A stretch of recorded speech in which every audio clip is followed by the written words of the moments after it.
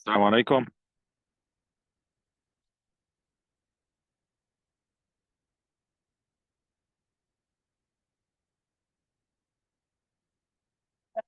How are you? Very good. هلا هاني ده قال لي he's trying to get hold I guess of Danny to get in. قلت له Um, هلا سلام she gonna let us in. And he just like to go over his slides like yeah, 10 if you minutes. were studying, everyone can log in. I don't need like to give permission. You just can join. هلا أنا I try to join بيقول لي إني waiting for the host. Maybe هو till you لأنه open it. هو السيتنج بيعطيك إنه they allow you only 5 minutes before the start of the meeting. Okay, I see. Mhm. Everyone should be muted about Yeah. when they join, right? Okay. Mhm. And we're gonna record this. I think Hani he joined Salam, us. salam everyone. How are you? سلامات السلام سلامات يا أهلين. عليكم. Ahlan wa sahlan. Uh, Would you like me to do to make you a host? Are you able to share your screen? yeah, what I'm gonna do actually two. I'm gonna connect for two computers. So I'm gonna try to connect again. So if you just let me in on the second computer, Sure. second.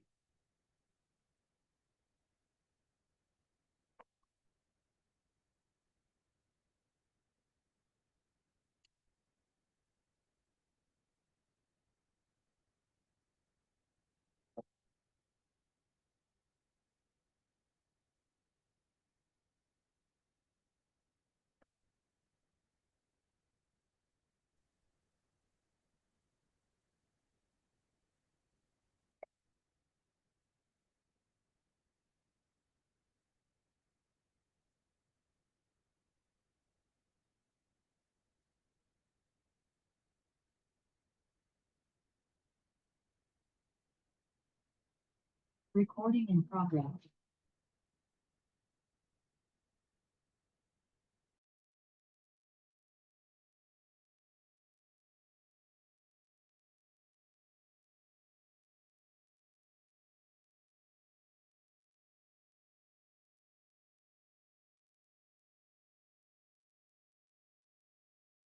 Salam everyone. Can you hear me? سلامات. And yeah, we Yeah. could hear you and see you. Perfect. See in here. All right. Let me set up my slides in here.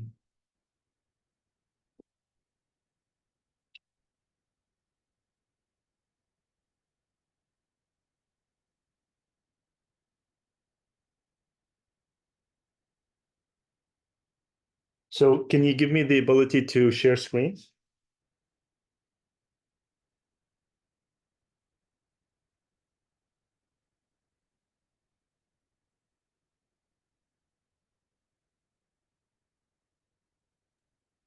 So I just made you the host, so I think you should be able to. Can you make me host on the two accounts on the two computers? Let me see if that's possible. Like one host and one co-host, I think. Salam.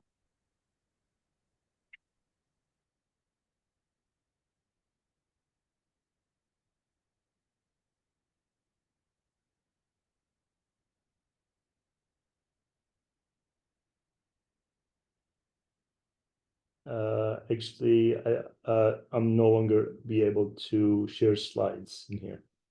Let's see.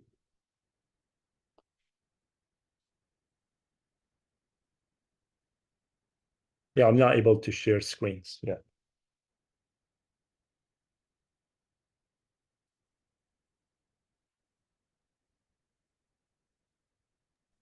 So it seems I can only make you a host in one of the accounts, but Uh, when you are a host, you can switch between your two accounts, okay. if that makes sense to you. Yeah, let me see if I let's see if I can do this. Okay.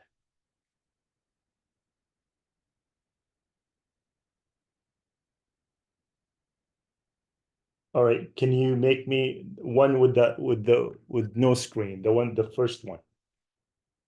Can you make me a host in the first one? Yep. Thank you.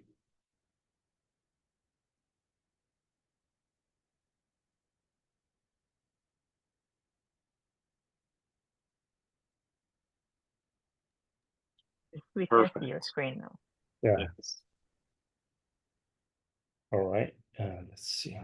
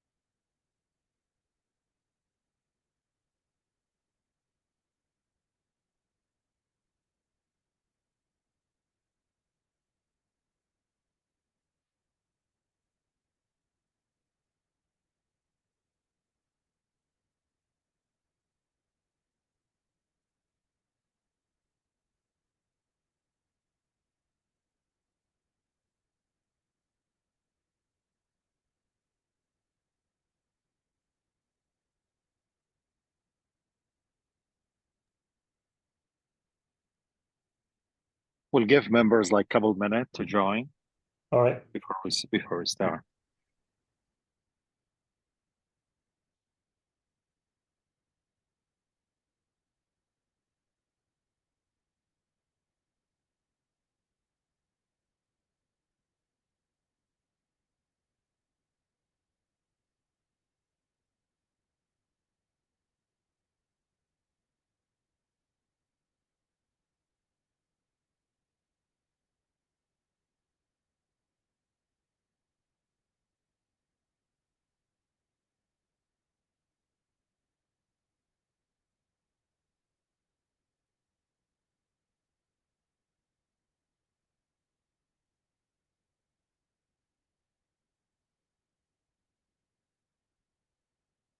If I am able to send you another file, would you be able to take over and share your screen? Is that might be a little easier for me to switching? I could try it. I'm not sure, but I think I can try it. Okay. Let me see.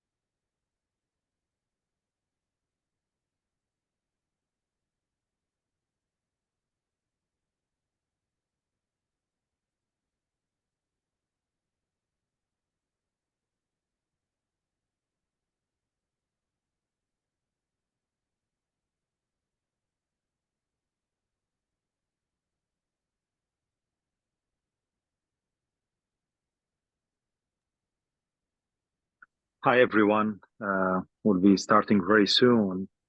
Would like to welcome all of you and for this monthly webinar arranged by SAMS. And would like, if you have any suggestion for topic for the future, please let me know. We'll try to work on these suggestions.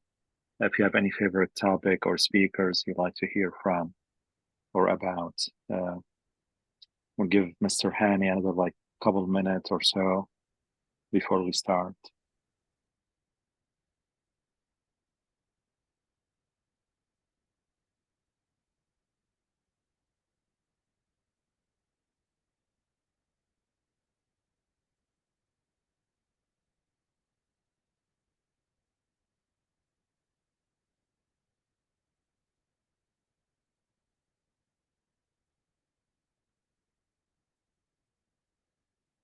Mhm.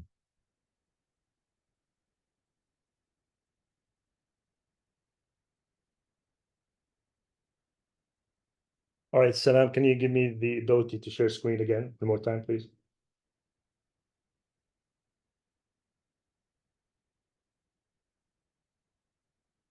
In the second computer. Thank you.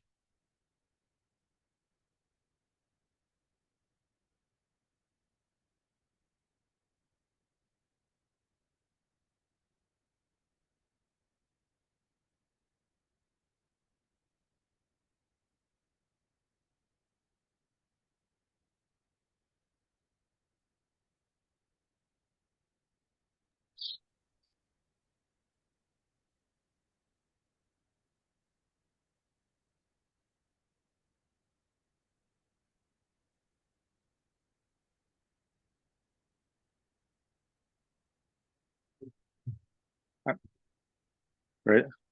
I'm ready when You're ready. Okay. Hi, everyone.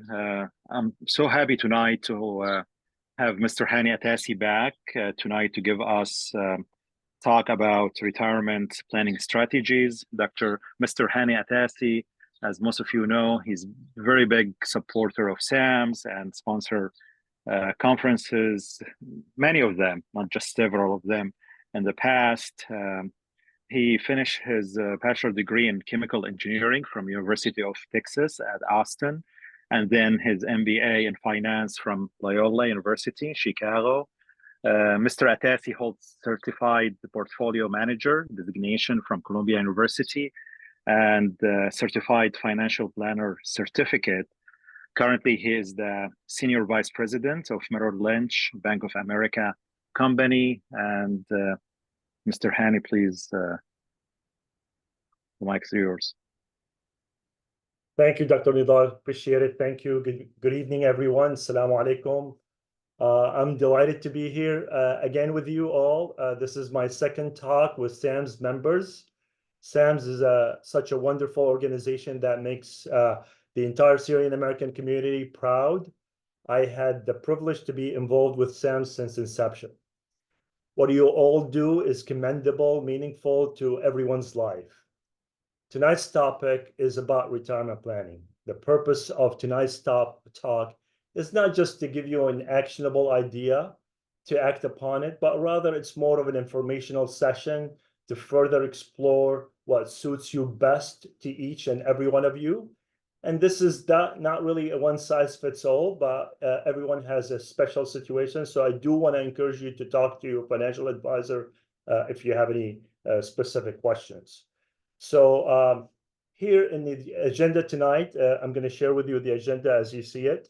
So I'm going to talk about a little bit overall brief about retirement planning, financial independence, your retirement lifestyle, something that we need to talk about as well, type of retirement plans, the power of tax deferral, and then I'm going to spend quite a bit of time about Social Security benefits. I know a lot of people have a lot of questions about Social Security benefits, and that's something we need to talk about as well. And then maybe we'll do even combining philanthropy with retirement and see how we could potentially talk about each one of them. And then we open it for Q&A. And you all feel free to ask any questions throughout this session. So usually by age of 55 or older, a lot of people, retirement becomes a common word in everybody's vocabulary and becomes a main life goal. What we often hear these common phrases and questions about, well, when we meet with clients, do I have enough money to retire? How much money do I need to retire? Or when can I retire? Or how much do I need? How do I invest during retirement?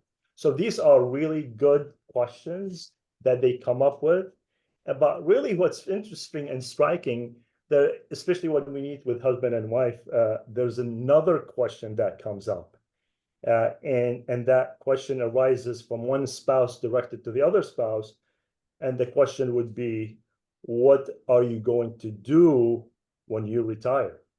So ostensibly, retirement means different things for different people.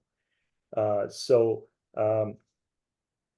instead of talking about really retirement planning, we need to talk about financial independence and financial security.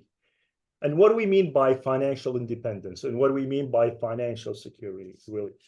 It is simply that you have enough assets, investable assets, to sustain your lifestyle. Meaning, once you figure out how much you need in living expenses, whether on a yearly basis, or even in today's dollar or during retirement. Once you figure that out, we start plan for retirement. And it could be for financial independence, meaning that you have saved up enough money to really sustain the lifestyle that you would like to have. So instead of talking about retirement plans or retirement planning, we're talking about financial independence. And so the first thing we do ask a lot of people is, what do you like? How much money that you'd like to live off? Is it $10,000 a month, $20,000 a month, $30,000 a month? So we try to figure out the dollar amount that is needed in today's dollar to figure out when can you reach financial independence. And we just do it in a very simplistic way, but obviously there's a lot more calculations that needed to be, but I'm just going to give you a big overall picture about how we plan for retirement or how we plan for financial independence. And that is usually what we do, let's say an assumption at $10,000, $100,000 or $200,000 of retirement lifestyle. Or what we do, we multiply that number by 20.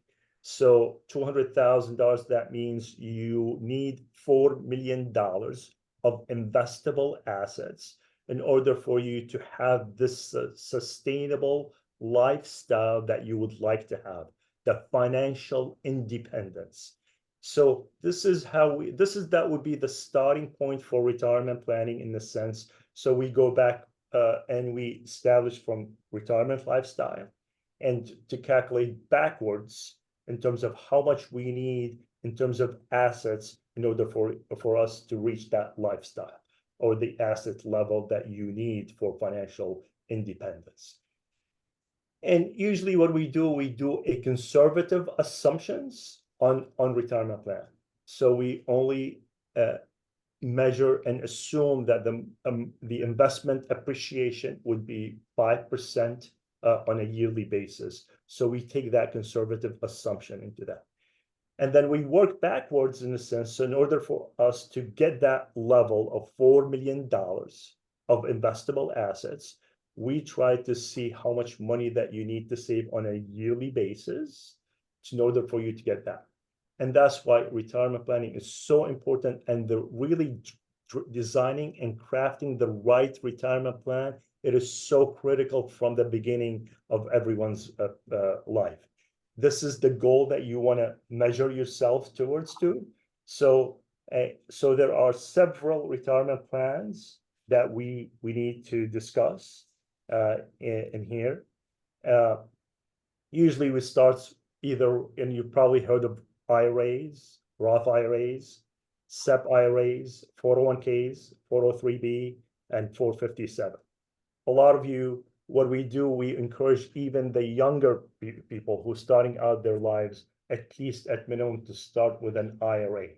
And IRA right now is mainly, it's a pre-tax way to invest your money, your earnings, so you could put your money away before you pay any taxes on it. So the power of investing and sheltering the money before taxes is extremely important at the beginning. So as you see in here, you have an IRA, which is money that you save in a pre-tax basis, and the limit for 2024 is about $7,000. For a SEP IRA, it's usually $69,000, and it's usually 20% of the net earnings for business owners or somebody who was with a 1099. And then you have a 401k. A 401k is an employer-sponsored plan if you are self-employed, and you'll be able to put away about $23,000 a year as a salary deferral. And then in addition, the employer can contribute to the 401k to max out also at $69,000 a year. There are other investable assets or retirement plans that you could do, which is called a defined benefit plans or cash balance plan, which are simply, it will allow you to even put away additional dollar over and above the 401k and the SEP plan. And that is a way for you to actually put away $100,000 or $200,000. And these plans are they call defined benefit plans, but what you're actually doing, you're actually defining the benefits at the retirement age, and you work backwards based on the assumptions, and you'll be able to figure out how much money based on age and how far are you from retirement, how much money that you could put away towards your retirement goal. So you could potentially put away $100,000 or $200,000 in a pre-tax basis. And that's why we really encourage every time for all the clients, in order for you to really reach that financial independence that we're talking about, or the financial security, that you have enough investable asset base that you'll be able to deliver the lifestyle that you would like to attain. So retirement becomes more of a way to actually go to work, to enjoy work, or simply more of a peaceful way to enjoy life, or simply because your coworkers will let you hang around all day, in a sense. So I'm going to pause in here, and I'm going to see if you have any questions to what I have covered so far in terms of retirement plan and financial independence.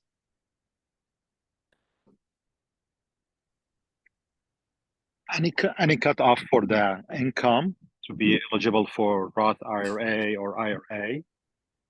Like above that cutoff, you cannot, or you are not eligible?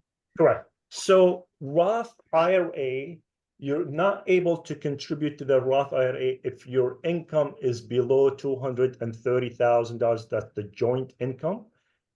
So if your income is higher than $230,000, there's no way you can contribute to the Roth IRA.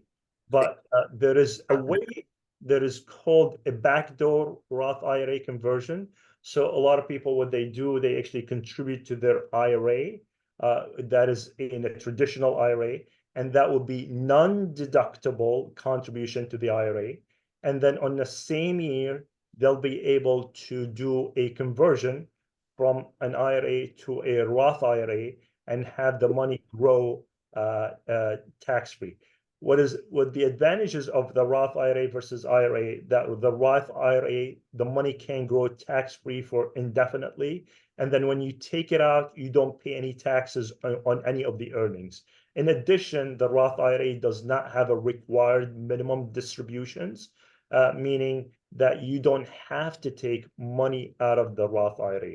And in terms of the total financial plan, and in terms of the estate planning, when we talk to clients and we tell them which assets that you want to really pass down to the children, The Roth IRA assets is the assets that you practically want to just simply pass down to the children and not ever touch it, because it's a way to grow your assets tax-free. And when you take it out, you take it out tax-free for the longest period of time. So the money can grow 30, 40 years for a long period of time. And then when you take it out, you take it out tax-free.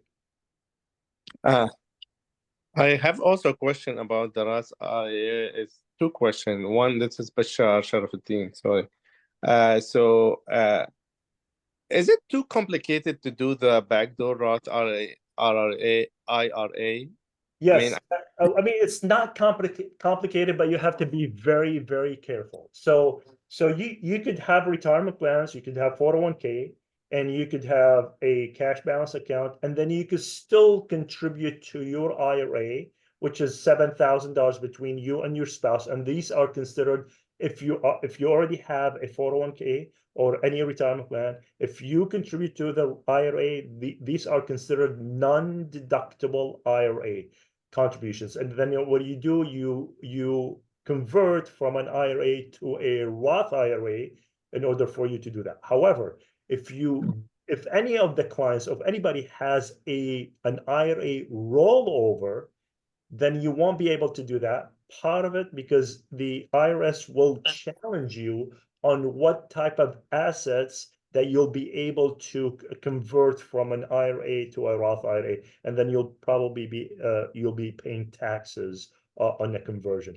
However, later on in the presentation, I'll be able to show you some other creative way where you actually combine philanthropy and Roth IRA conversion at the same time without costing you a lot of money. And probably it's good idea, like for if somebody has kids like above 18 and still like they are dependent on him, to open Roth IRA because their income is low and they can open Roth IRA account for them when they're young and their income is still low and they're eligible. Is that? Agreed. But I mean, obviously Roth IRA, any IRA contributions, you have to have earnings. So any of the children, age 14, 15, if they have even $4,000 or $5,000 of earnings, they are eligible to contribute to the Roth IRA. That is highly, advisable to actually do that and contribute to your children's Roth IRA if they have some sort of an earnings and they have a W-2 income. I have also a question about the IRA. I mean, the Roth IRA. So if you're in the, like me, in the retirement age, and I do have IRA, so to switch over to the Roth IRA, is there a limit how much money I can switch over? I know that when you pull it out of the IRA, you have to pay the taxes on it before going into the Roth IRA. Correct. So is there a limit per year? No limit. You could practically convert your all retirement assets to a Roth IRA. But when you do that, when you have a significant assets in retirement accounts, whether for 401k or IRAs or any of this, and looking to convert to a Roth IRA, and if you do it in one single year, that could be significant taxes that you could pay, and you could potentially practically as if like you're recognizing a $500 or $1 million of income, and you're going to have to pay 40% taxes, the highest tax bracket, in order for you to do that. So what usually we advise clients, especially during retirement, so let's assume, let me give you a scenario in here. So if we have a client, usually retirement accounts, you have a required minimum distribution that you have to take at age of 73 or 74. So once you reach age of 73 or 74, you have to take money out of retirement accounts. What people usually do, some people tend to retire around age of 70 or late 60s, and they have about 3-4 years to retire.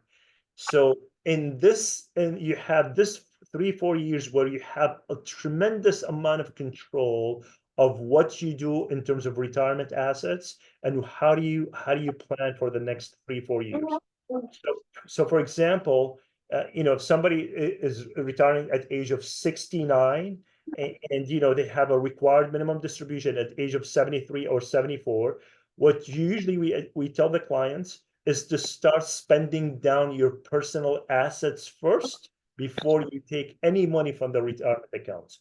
So because you have some tremendous amount of control over your tax bracket, because when you have retirement asset or personal assets, where you'll be able to sell stocks or any assets. These assets have you already paid a lot of taxes on it or cap gains, so it would not have a significant impact on your taxes. So throughout these years, between age of 69 all the way to 73, this is the time to gradually start converting some of your retirement assets to a Roth IRA. And so at a point where your tax bracket does not exceed more than 20 to 25%. So what you could do, on a yearly basis between age of 69 to 70, or when you retire to the required minimum distribution, if you start taking $100,000 or $200,000 from the retirement assets into a Roth IRA and convert them, you'll be paying about 20 to 25%. But what you're actually doing for the long term, the Roth IRA, you don't have to. There is no required minimum distribution in the Roth IRA. So what you're doing, you're reducing your retirement assets that are taxable, that are required to take a minimum distribution, and therefore you'll be paying less taxes that way, and you'll be converting some of your retirement assets to a Roth IRA.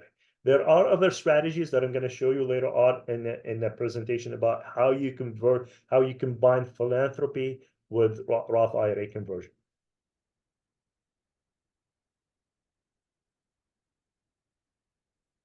Any questions?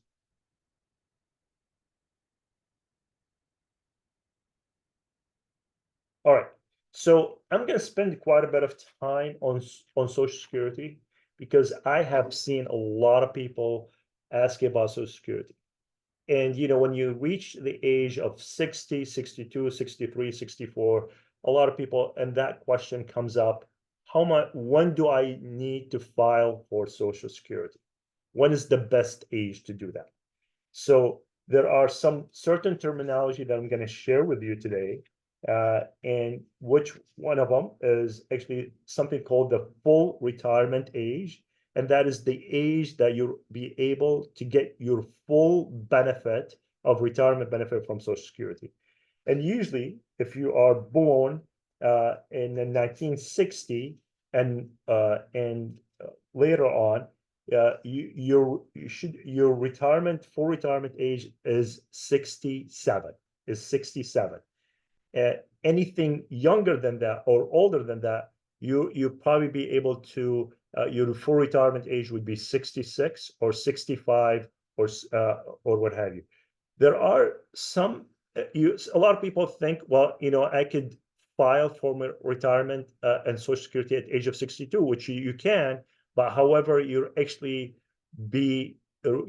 benefits will be reduced if you are filing for your Social Security at a lower age than 67. And there are a lot of questions about this.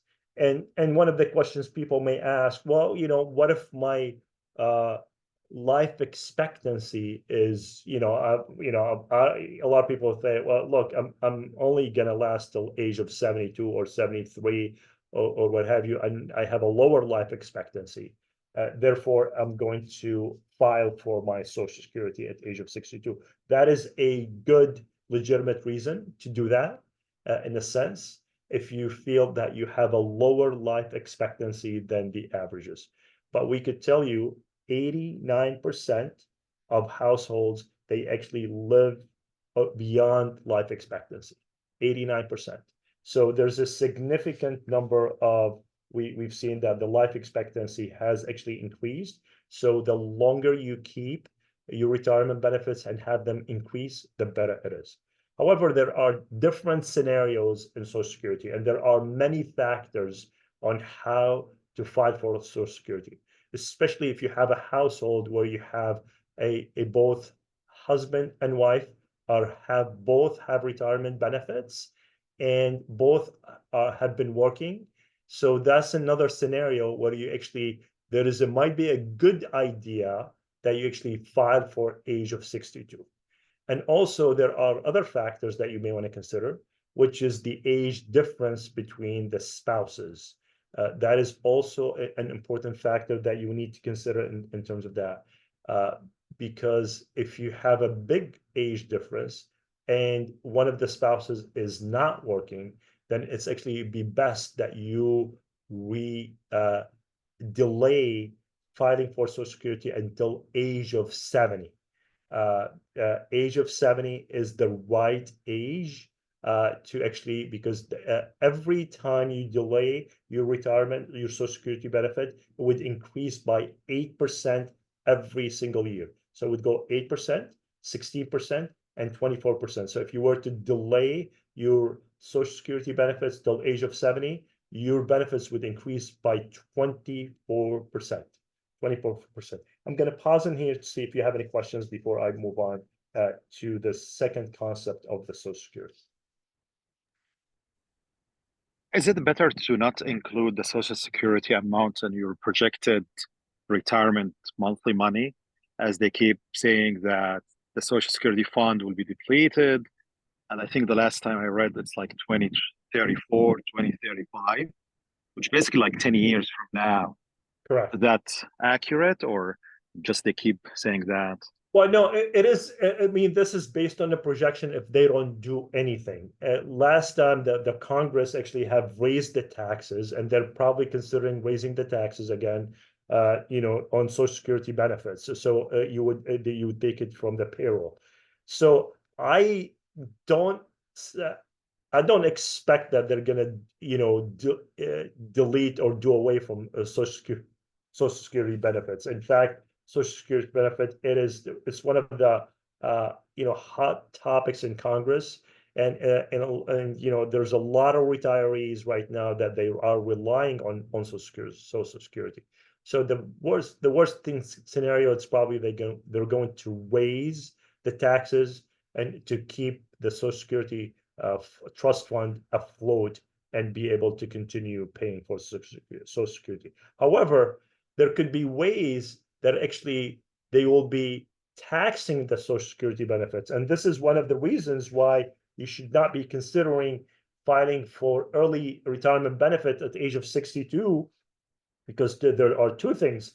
If you are still working and you filed for your Social Security benefit at age of 62, or they would actually put a limit on your benefit. They would actually reduce the benefit even further because you have earnings while you're still filing for Social Security. In addition, they will actually tax the Social Security benefits. So you would pay 50%. 50% of the benefits will be taxable if you have a joint federal rate of return of $44,000. So a lot of the doctors in here, they probably, they'll be taxed on this. So it's best that you actually delay the Social Security benefit. Again, with a factor, but let's assume, let me give you a different scenario. A different scenario, if you have a household where actually husband and wife actually both working and they both qualify for retirement benefits.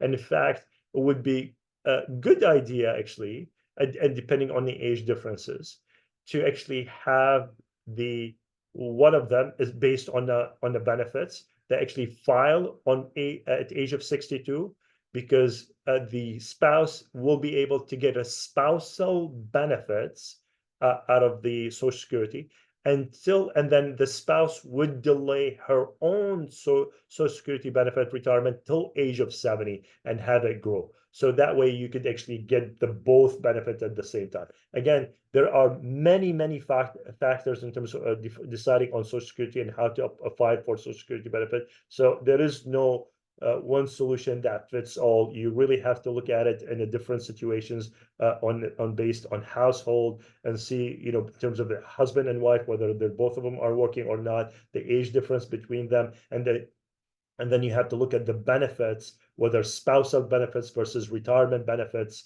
and see which one is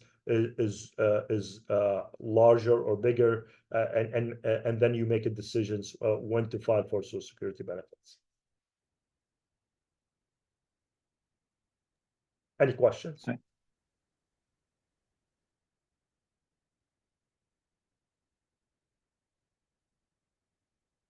All right.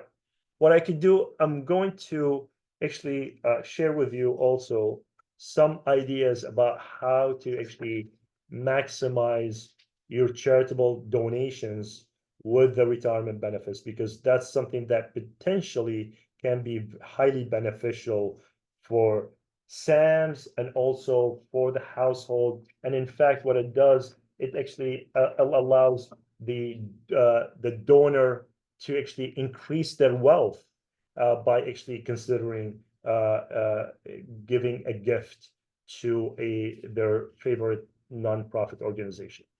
And that would be the life estate agreements. Life estate agreements, it's the way a lot of people, so let me give you a scenario.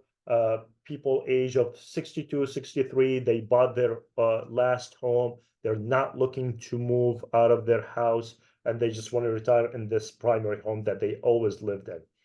And they want to actually consider giving that house to their favorite charity upon the passing of both husband and wife. So once husband and wife would pass away, then they would consider actually giving that house away that they live in to their favorite charity. So an example, if you have a house, $1 million worth, and you say, you know what, we are planning to stay in this house for another 20 years to life expectancy. And then when both husband and wife were to pass away, this house is going to our favorite charity, whether it's SAMS or any other local masjid or what have you. And we want to give that house away. So when you do that, when you sign this trust, all right, you would actually get 60% of the value of that house as a tax deduction. So the IRS would consider that because you made that pledge, that trust, that you placed your house and you're saying that in the future we're going to give this house away to our favorite charity, they will give you about 60% of the value of the house on the day that you sign the trust as a tax deduction. All right. So that would be $600,000 of tax deduction. On the same year, going back to the IRA or a Roth IRA, you could potentially convert some of your retirement assets to a Roth IRA on the same year. So if you were to convert $1 million of retirement assets to a Roth IRA, so you would recognize $1 million of income. At the same time, at the same token, you have $600,000 of tax deduction that you could offset some of the taxes of conversion. And what you have done, you have created $1 million of nest egg that you could have it grow for the longest period of time. And when you take it out tax-free. So the growth on the Roth IRA money will supersede and will be larger than the entire gift that you have given to your favorite charity in a sense. So the entire family will actually benefit from this in terms of moving assets to a Roth IRA and be able to have it grow indefinitely for a long period of time, and then you take the money out. I'll pause in here to see if you have any questions.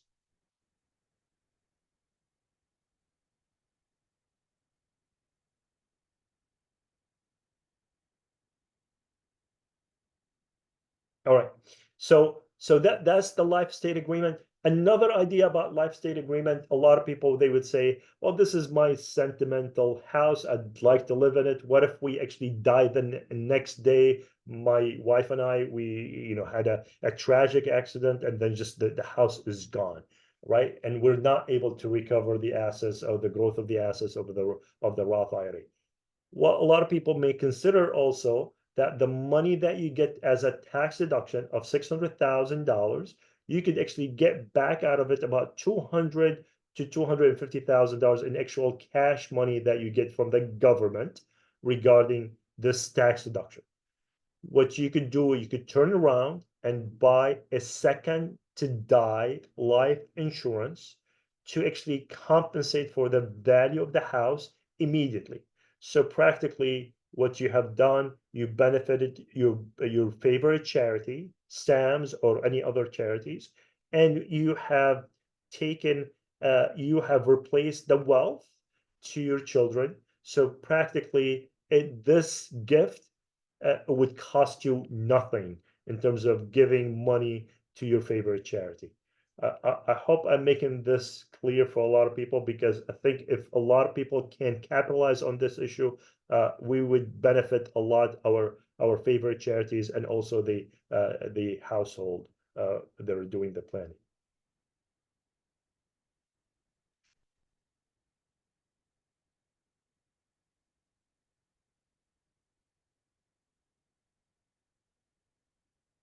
Any questions?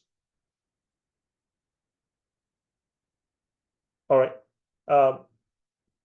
That's pretty much it in terms of what I wanted to talk about today.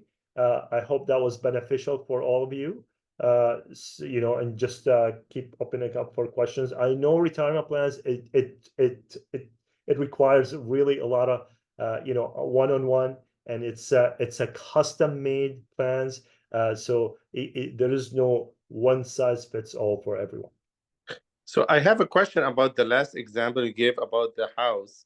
So you get breaks for 600,000 on tax, you said, and then when you transfer the IRA, you transfer 1 million. How did it become the 600 became 1 million? I have the form.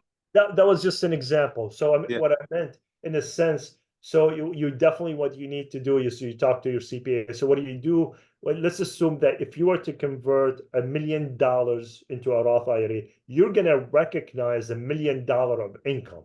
But at the same time, on the same year, you're actually deducting about $600,000.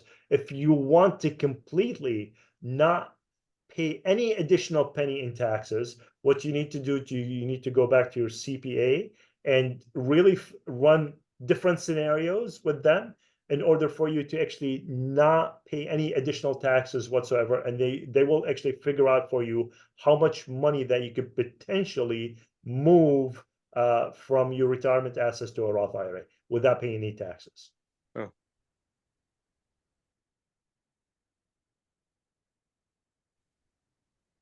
I have a question about the best retirement account for an employer. I know if you do like 401k, you have to contribute, I mean, to your employees. Can you comment on that? I mean, in terms of the safe harbor and like profit sharing plans, what's the best way to go around that? I mean, minimize the expenses. Sure.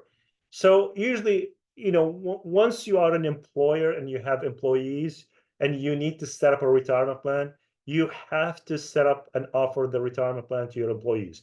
You cannot go do away and set up a SEP account on your own and not offer the SEP plan to your employees. So when you have a 401k, and probably the 401k would be the best route in terms of setting up a retirement plan. So the 401k has two components, which is, or actually three. So one is the salary deferral, and one is the profit sharing. The salary deferral, which means you offer it to all your employees, and you being an employee yourself, you'll be able to contribute as a salary deferral as an employee up to $23,500. And if you're over 50, you'll be able to do $30,500 as a salary deferral. And then you would offer this to all your employees, and they could opt in or opt out of the 401k. But at the same time, in addition to this, in order for you, there has to be a sort of a testing that you need to pass. So what the employers would do, in order for them to bypass the testing, they would offer a safe harbor, which means they would offer 3% of their earnings, of all the employees' earnings, as a safe harbor in order for them to pass the testing automatically. So if you have $100,000 or $200,000 of payroll for your employees, that means at a 3% that would cost you $6,000. So how do we figure out which is really beneficial for you as an employer? In terms of the retirement plan, is this beneficial for you or not? Does it make financial sense or it does not make any financial sense? So usually what we do with the ratio of 75 to 80 cents on the dollar. So if 80 cents is going to your retirement account, to the 401k for yourself and maybe your spouse, and 20% is going to the employee as an employer, then this is usually a good retirement plan. If the ratio goes down to 60 or is 70 to 60%, then it may not be a really good retirement plan, and then you might be better off not offering a retirement plan unless for other considerations, which is employee retentions and what have you. So usually the 75% ratio is the magic number for you to see if you could make sense or not. And then, the 401k, you could only offer it to your full-time employees. So any employees who's working less than 1,000 hours a year, then you don't have to offer that 401k to the employees. So what some people do, they tend to actually have a lot of part-time employees and not full-time employees. So the ratio between the business owner and the employees is so critical in order for the retirement plan to make sense. Thank you.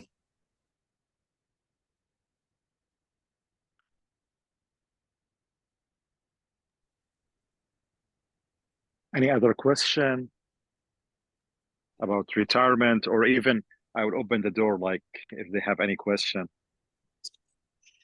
I have about a question. finance. Okay. You mentioned at the beginning about the 200,000, you multiply it by 20. I'm sorry, I missed that. Did you mean like estimated spending a year or the income? I mean, how do you again determine the goal of retirement? Sure. So this is a very sort of rough estimate of how much money that you need in retirement assets or investable assets to provide the income and the lifestyle that you'd like to have. So somebody wants $100,000 in retirement assets or retirement lifestyle, then you would multiply that number by 20, which is a rate of return of 5%. Usually 5% is a fairly conservative rate of return for you to sustain over the long period of time. So when you have $2 million in investable assets, that should be able to produce about $100,000 of income. So for every $100,000, you need $2 million. So for 200,000, you need $4 million. For $300,000, you need $6 million of total investable assets. So at retirement age, but in today's dollar. So if you say my retirement goal is $100,000 in today's dollars, so what we do, we actually look and inflate that number, and depends on how far are you from your retirement age, and then we inflate that number. That $100,000 could become 150 or 160, and then you will multiply that number by 20, and then that will be the number, your target investable assets that you need to have at retirement. I see. Thank you.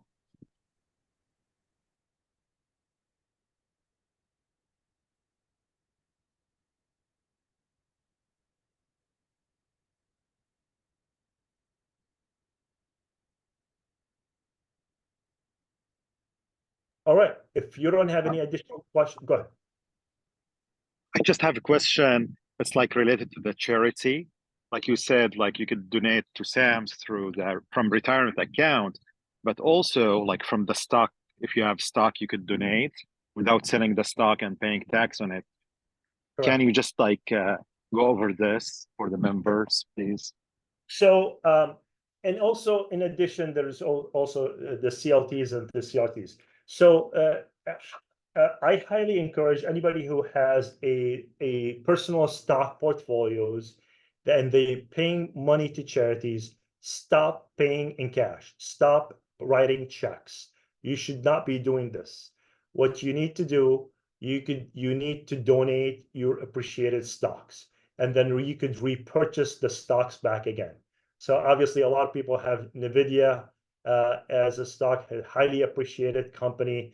And what you need to do, instead of writing a check to any of your favorite charity, you could simply send an appreciated stock and repurchase the stock back again. Because what are you doing? You're actually getting rid of the capital gains that you would have probably paid tax no matter what, and repurchase the stock again. And then the charity can actually sell the stock again and they would not be paying any taxes. That's one way. Or what you could do, you could actually donate that stock to a DAF account, which is a donor advised fund, and they'll be able to sell that stock for you, and then you'll be able to send a check to any of your favorite charities as well. So that's one way of doing it. The second, let's assume if somebody has a windfall and they had a major sale of a business or something, and they had a major capital gains and a significant amount of money that is coming in and it's taxable. One thing to consider is a charitable lead trust, and that is a way to actually reduce your tax liability on the same year when you had a sale of a business or a sale of a property or a sale of a significant, highly appreciated stock. You could do a charitable lead trust where you actually dedicate, let's say, $500,000 and you put it in a trust, and you make a promise that you will distribute 7% of that trust to a charity of your liking, or whatever you like. That's 7%. So $500,000 at 7%, that would be $35,000 a year. And what you could do, and if you do that promise for 20 years, then you could actually deduct the entire $500,000 in one single year, where you could substantially reduce your taxes. We do this a lot with a lot of clients, and I think this is really a viable strategy, especially for clients who had some big windfall where they actually had a sale of a business or a sale of a practice or what have you. Interesting. That's very good. All right.